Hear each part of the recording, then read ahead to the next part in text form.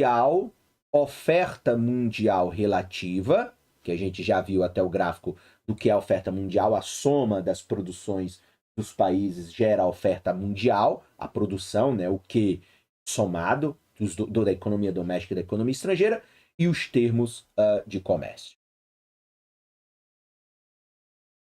Suponhamos agora que a economia doméstica vivencia um crescimento fortemente enviesado para o tecido. Então, ela já exporta tecido e aí o crescimento mais forte ainda no tecido.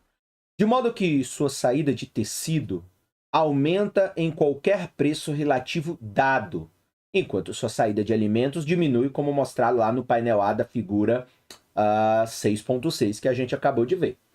Então, a saída de tecido em relação a alimentos vai aumentar mais ainda em qualquer preço dado para o mundo todo. E a curva de oferta relativa mundial irá mover-se para a direita, assim como a curva de oferta relativa para a economia doméstica. Então, esse crescimento enviesado faz com que a curva se desloque mais em direção à direita, no sentido de mostrar que há, digamos assim, uma forte expansão daquele determinado produto, inclusive na economia global. Esse movimento na oferta relativa mundial é mostrado no painel A da figura 6.7 pelo movimento RS1 para RS2. Isso resulta em uma diminuição do preço relativo do tecido de PT dividido por PA1 para PT dividido por PA2, uma piora nos termos de troca de economia, nos termos de comércio de doméstica e uma melhora nos termos de comércio da economia estrangeira. Vamos ver e por que isso acontece. Perceba que a consideração importante aqui não é qual economia cresce, mas sim o viés desse crescimento. Então, se a economia estrangeira tiver vivenciado um forte crescimento enviesado também para o tecido, o efeito na curva de oferta relativa mundial e, portanto, nos termos de comércio, terá sido similar. Por outro lado, o crescimento da economia doméstica ou estrangeira fortemente enviesado para os alimentos levará a uma movimentação da curva de RS para a esquerda, nesse caso fazendo um movimento inverso de RS1 para RS2 para o mundo e, portanto, a um aumento no preço relativo do tecido de PT PA1 para PT PA3, como mostrado no painel B. Daqui a pouco a gente dá uma olhada aí na figura 6.7. O aumento do preço relativo é uma melhora nos termos de comércio de doméstica, mas uma piora nos de estrangeira. E aí isso aí a gente já viu anteriormente. Então veja, o crescimento então que expande desproporcionalmente as possibilidades de produção de um país na direção do bem que ele exporta, então veja, a economia doméstica sofreu um forte viés de crescimento de tecido. Então, o crescimento que expande desproporcionalmente as possibilidades de produção deste país em direção ao bem que ele exporta, tecido para a economia doméstica e alimentos para a economia estrangeira, é um crescimento enviesado para exportação. E aí, parêntese, esse é o caso brasileiro. Então, quando as pessoas falam que o agro está crescendo, não significa que isso vai necessariamente beneficiar todos os setores da economia. Ele tem um crescimento de um setor de alimentos que é enviesado pela exportação, como é o caso desse exemplo. Então, há o crescimento enviesado pela exportação. Então, o crescimento que expande desproporcionalmente as possibilidades de produção de um país na direção do bem que ele exporta, portanto, é um crescimento enviesado pela exportação. De modo similar, o crescimento enviesado para o bem que importa é um crescimento enviesado pela importação. E aí o outro país também vai ser beneficiado porque o setor que ele importa teve um crescimento enviesado pela importação. Então, ele também vai fazer uso desse benefício no caso do comércio.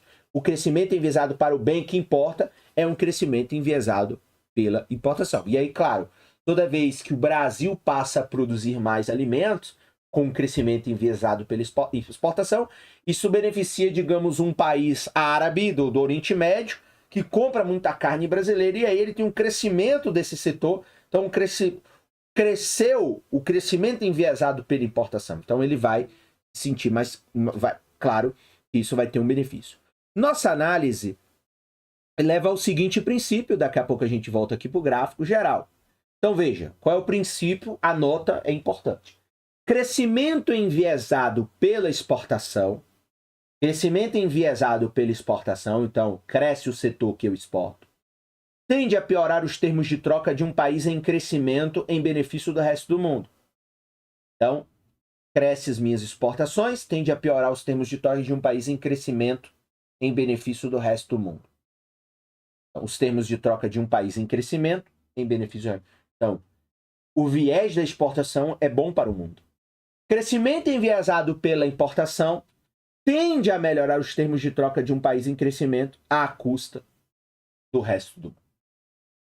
E aí, claro, esse jogo de palavras, esse jogo de compreensão é muito importante o entendimento. Né? Então, crescimento enviesado pela exportação piora os termos de troca e mais beneficia o mundo. Por exemplo, a China beneficia o mundo. O crescimento enviesado pela importação tende a melhorar os termos de troca de um país em crescimento à custa do resto do mundo. Enfim, aí a gente tem outros exemplos de países menores que acabam que também são muito beneficiados, seus termos de troca, sobretudo se tiverem produtos de alto valor agregado, vão estar em melhor benefício do que outros países. E aí, claro, aqui esse conteúdo, há muita discussão que a gente pode fazer com um nível de organização de um estudo de caso brasileiro, porque o caso brasileiro é o seguinte, a nossa estrutura voltada para exportação é boa e é ruim. É boa e é ruim. E não é o que vai fazer a gente se transformar num país desenvolvido.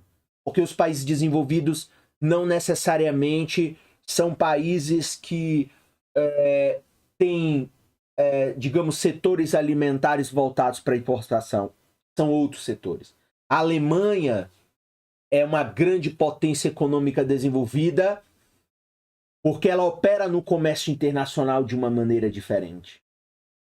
Ela opera na sua economia interna de uma maneira diferente do que, digamos, um país como brasileiro, como um país como o Brasil, um país da América Latina, enfim, que está ainda sedimentado em economias rudimentares, em setores econômicos rudimentares.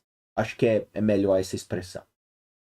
A figura 6.7 vai falar sobre crescimento e oferta relativa mundial.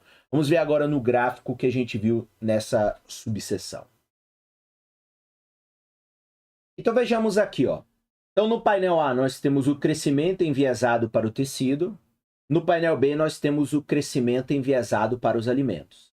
Então o crescimento enviesado para o tecido move a curva de RS para o mundo à direita no painel A. Então você tem aqui, ó, RS1. Você tem um crescimento enviesado para o tecido, que a gente inclusive viu na figura 6.6 no último painel. Você vem para a direita e para baixo, preço relativo do tecido, quantidade relativa do tecido.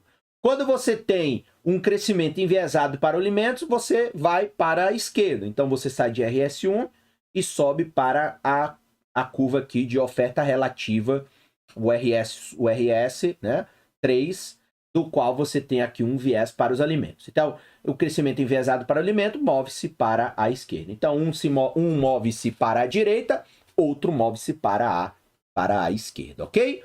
Então, estamos aí nesse painel. Agora, efeitos... Opa, deixa eu subir aqui.